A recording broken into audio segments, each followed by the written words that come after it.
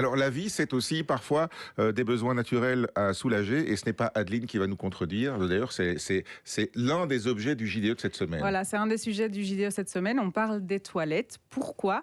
Parce que dans quelques jours, le 19 novembre, c'est la journée mondiale des toilettes. Voilà. C'est original. Oui, et ça a une raison bien particulière. Ouais. Oui, alors ça peut faire sourire, on peut même trouver ça ridicule quand on l'entend au premier abord. Et pourtant, c'est un sujet très important parce qu'aller aux toilettes, c'est essentiel. Et malheureusement, ce n'est pas tout le monde n'y a pas accès. Oui, et vous nous avez trouvé quelques chiffres pour ça, Aline. Voilà, donc on fait un petit point sur la situation qui est franchement pas joyeuse. Selon l'Organisation des Nations Unies, on parle de 3,5 milliards de personnes qui n'ont pas accès à des toilettes sûres, c'est-à-dire qui respectent les règles d'hygiène et d'intimité, ni à des systèmes d'évacuation des eaux usées. Alors parmi ces personnes, on parle de 419 millions de personnes qui doivent encore aujourd'hui faire leurs besoins à l'air libre. Oui, et ça c'est évidemment un problème de santé publique et même pas que. C'est un problème de santé publique évidemment parce que, et ça a des conséquences qui peuvent être graves à plusieurs niveaux. On peut par exemple parler des conditions d'hygiène déplorables dans lesquelles vivent ces personnes avec des excréments partout dans la nature. On a les eaux qui sont polluées, les maladies qui circulent beaucoup plus vite et puis d'autres conséquences. Se soigner, ça coûte cher.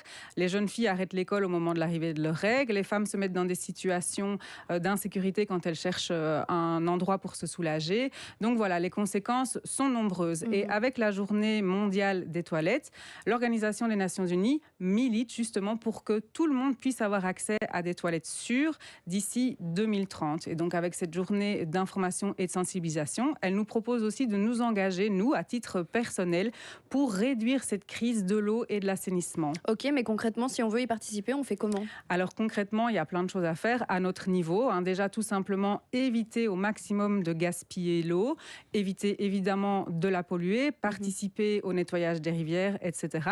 Mais il y a aussi quelque chose d'important à faire, c'est de briser tous les tabous qu'il y a autour des questions sanitaires. C'est vrai que c'est des sujets qu'on a parfois un peu du mal à évoquer. Pourtant, chez nous, il y a aussi des dysfonctionnements. On peut penser au cas des écoles. Vous avez certainement un souvenir de toilettes dans un établissement scolaire où c'est pas glorieux. On se souvient...